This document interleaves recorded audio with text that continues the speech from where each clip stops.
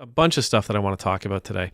Now, I'm going to talk about Elon Musk. I don't just hear me out on this.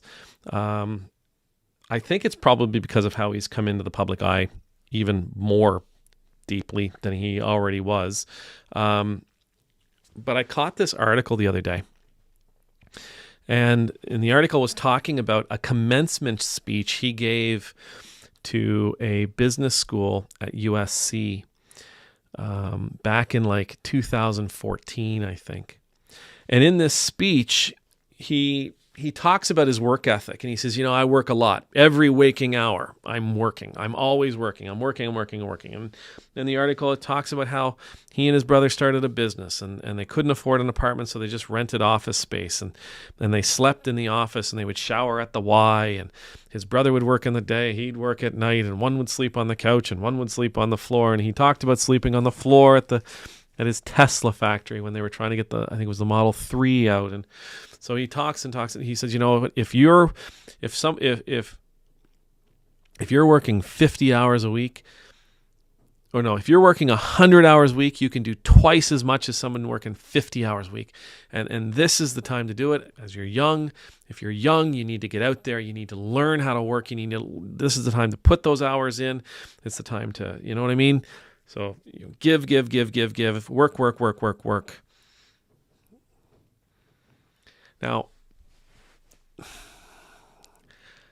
that's not new, right? Like in that speech way back then, 10 years ago, he wasn't sharing anything with us back then that's new. This has been sort of the model of capitalism forever and a day. Got to get you working, got to get you on the line, got to get you producing, got to produce. You need to be successful. And this is what it means to be successful, that you're productive, right? That you made more widgets today than you made yesterday, that you sold more widgets today than you sold yesterday. You got to be willing to work harder and harder to be the person you're supposed to be. I don't have any problems with working. As a matter of fact, I would tell you that I am a recovering workaholic. And by recovering, I mean I'm still a workaholic. Okay? And I have a tendency, and you've been with me. You've seen me through it. As a matter of fact, through this channel, I think I've come to an even better understanding of myself, where I'm not as prone to this as I have been, which is I can work myself into a depression.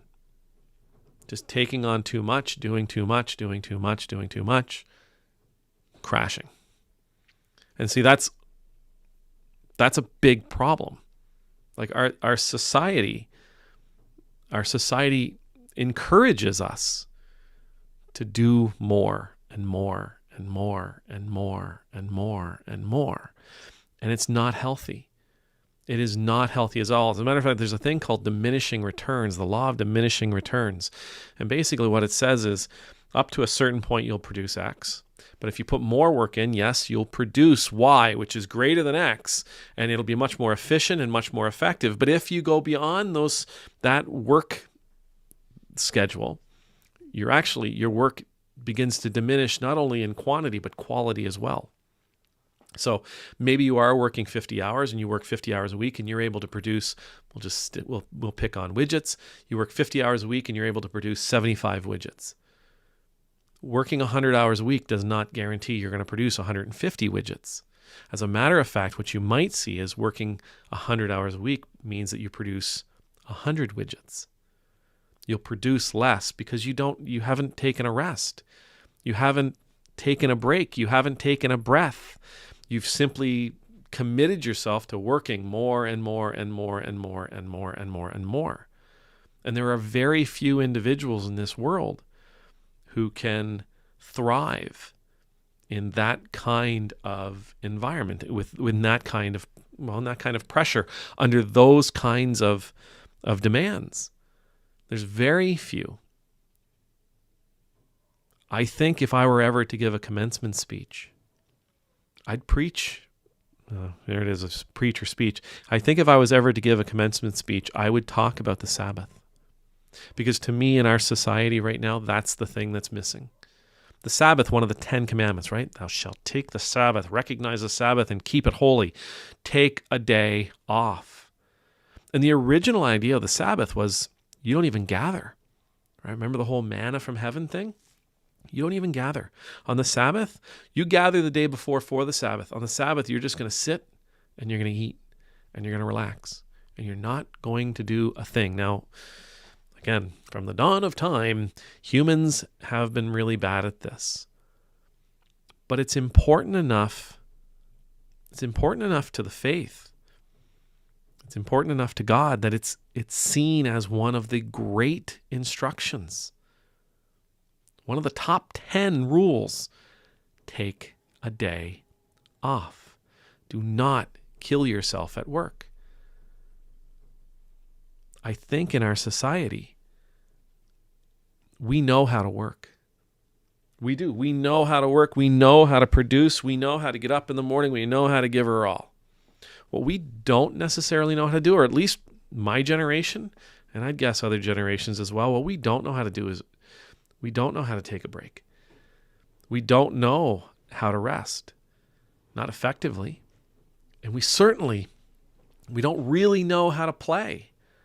Now, you might say, well, you have your phone. Yeah, take a break from it too. Continuously processing information is not healthy. Playing games on these things is not the same as playing. Watching movies, watching TV, watching Nova Scotian Anglican priests go on and on and on, isn't necessarily resting.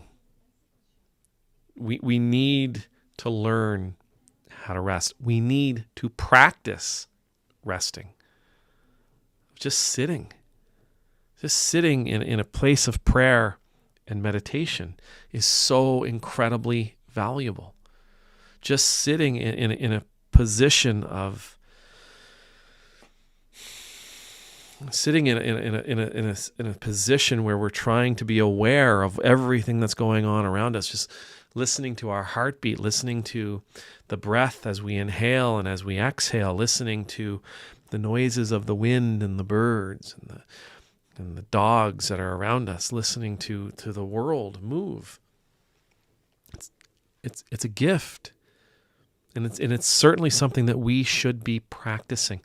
We don't need to be told. We do not need to be told that we need to work harder. We do not need to be told how to work harder. We've been able to do that, again, since the dawn of time. That's easy. A really, really important thing for us to do is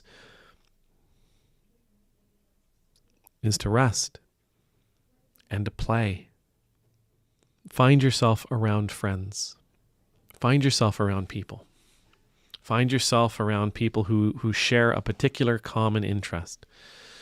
Maybe it's playing crib. I don't know. 45s. These are some of the games we play around here. Maybe it's playing Blockus or some of the other games we have downstairs. Connect 4 or this weird game where you flick chips across the table trying to knock the other person off a board.